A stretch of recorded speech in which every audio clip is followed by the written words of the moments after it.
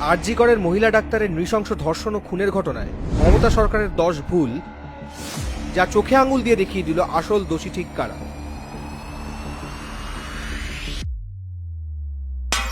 প্রথম ভুল, ধর্ষণ ও খুনকে আত্মহত্যা বলে গল্প বানানোর ছক ও তড়িঘড়ি একজনকে গ্রেফতার করে মামলা নিষ্পত্তি করার চেষ্টা। দ্বিতীয়, সন্দীপ ঘোষের পদত্যাগের পরই তাকে একদিনের মধ্যেই ন্যাশনাল মেডিকেল কলেজে নিয়োগ। তৃতীয়, নির্যাতিতার বিচারের জন্য পথে নামা, আবার অন্যদিকে 42 জন আন্দোলনকারী ডাক্তারকে ট্রান্সফারের অর্ডার দেওয়া। চতুর্থ, মেয়েদের রাত দখলের সময় আরজি করে দুষ্কৃতীদের তাণ্ডব চালানো এবং চেস ডিপার্টমেন্টে ঢুকে প্রমাণ লোপাটের চেষ্টা।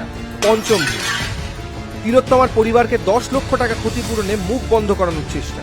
মেয়েটি তো আর ফিরে আসবে না, ওর নামে যদি আপনারা কিছু করতে চান করতে পারেন, যা টাকা লাগবে আমি দেব। হ্যাঁ, আমরা 10 লক্ষ টাকা তো দিতেই পারি পরিবারকে। ষষ্ঠ, জনসমাবেশে মুখ্যমন্ত্রীর হুমকি, আন্দোলনকে রাম বাম দলে জড়িয়ে মিথ্যাচার করা। সপ্তম, শান্তিপূর্ণ গণ আন্দোলনকে 144 ধারার মাধ্যমে দমন করার চেষ্টা এবং ফুটবল সমর্থকদের দলদাস পুলিশের বেলাগাম লাঠিচার্জ।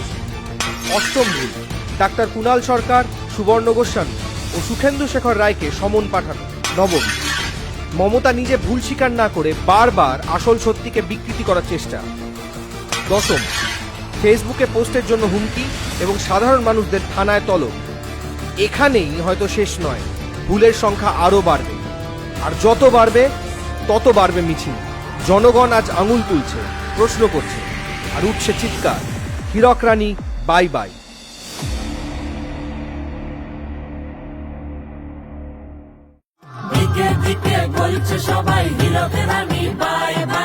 হীরক রানীর শোষণ থেকে মুক্তি পেতে ওয়েবসাইটে রেজিস্টার করুন।